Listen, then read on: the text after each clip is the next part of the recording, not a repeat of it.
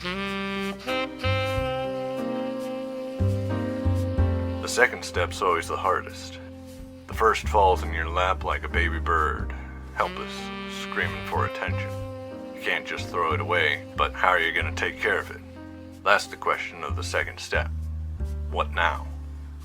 The first step always seems mum about that. Making my own guess at what now, I made my way down to San Pedro Station for a chat with Sheriff Oakley.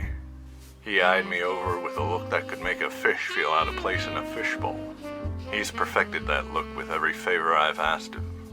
Not sure when that pool'll dry up, but I'll mop up every drop I can.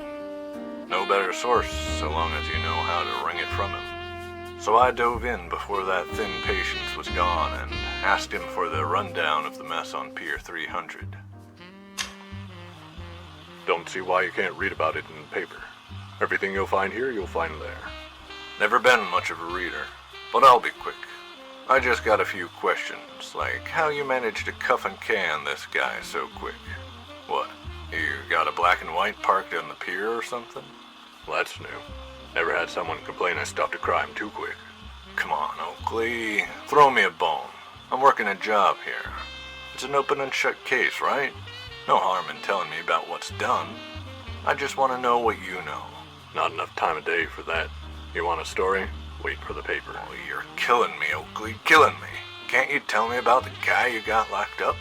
Dabney, right? He ever make his way into your care before? Enough to be recognized, sure. Something of a connoisseur of knuckle sandwiches, that mook, but never anything serious. And the other guy? Hans? Not as much. He's not from around here. Moved in recently. Did you stick it in that move? Didn't see him when I was over there. Any chance of having a look at the body? What do you hope to find? He was shot and died on the way to the hospital. There's nothing here for a gumshoe like you. Two guys get in a fight. Both have pieces. Both take a shot. One ends up dead. Couldn't be more simple. What about Dabney? Just give me a few words with him. This is no tourist trap, Foley. You can't just knock around here whenever you feel like it. And like I said, there's nothing to find. You want the rundown? Well, I already gave it to you.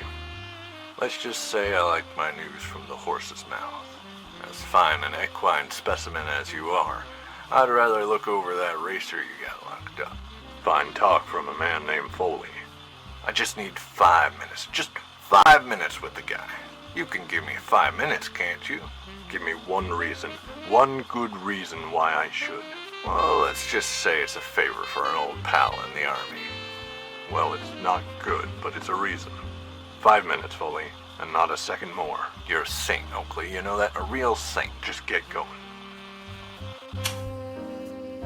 Loose lips sink ships. Sheriff Oakley recited those words like a prayer morning, noon, and night. Still, the few kernels he gave me could sate me for a time. Knowing Hans had a piece was really something to chew on. I made my way over to the cage and found a gorilla inside. Rubius Dabney. Whomever sculpted him had left more than a few rough edges, and the way he spoke made his naturally fat head a sure act of providence. No sense in goofing around, so I cut straight to it. What's the scoop? Why'd you clip him, Dabney? Big fella like you, he couldn't have been more than you could handle. You ever seen Bubby? Bubby? Hans. We used to call him Bubby. Who was a we? Me and Barney. Barney's a friend from way back. He introduced me to Bubby. We'd go on a bet there every now and again. Don't seem too upset having dropped your friend. I did what I had to, you know. I'm not happy he's dead, but better him than me. He had his own piece, you know. He got me real good in the shoulder, and I wasn't gonna wait around for him to get anything else. Big guy like you? Hans must be a poor shot to only get your shoulder. I got lucky, you know. Sure. Had Hans ever gone to any of your protests before? He talked about it, but, you know, on our side of it. That business at Denora spooked him, you know, but he could never make time. He was struggling to find work as it was. But then he shows up with a piece and shoots you. Sounds like there's a story there. Wish I had one for you. He was just acting strange. When he showed up, he started yelling, you know, roughing up all the protesters. So I called him over, you know, to calm him down. But he tries picking a fight and showing me his hardware. Something was off, you know. Sauced? Didn't seem sauce to me. Just like he wanted to fight. When I didn't give it to him, he takes a shot at me, so I clipped him. What about you? Why'd you bring a piece to the protest? In my mind, people only bring what they plan to use. Sometimes you gotta get rough, you know. Those FMS people don't listen when all you do is talk. Been roughing up FMS for a while now? Been hard on 'em, but never looking for a fight. The hardware's insurance. Turns out Nat was right. I needed it. Nat? Natalia Terry? That's the name. A real doll, too. She said it'd be good if someone had a piece, you know, just in case.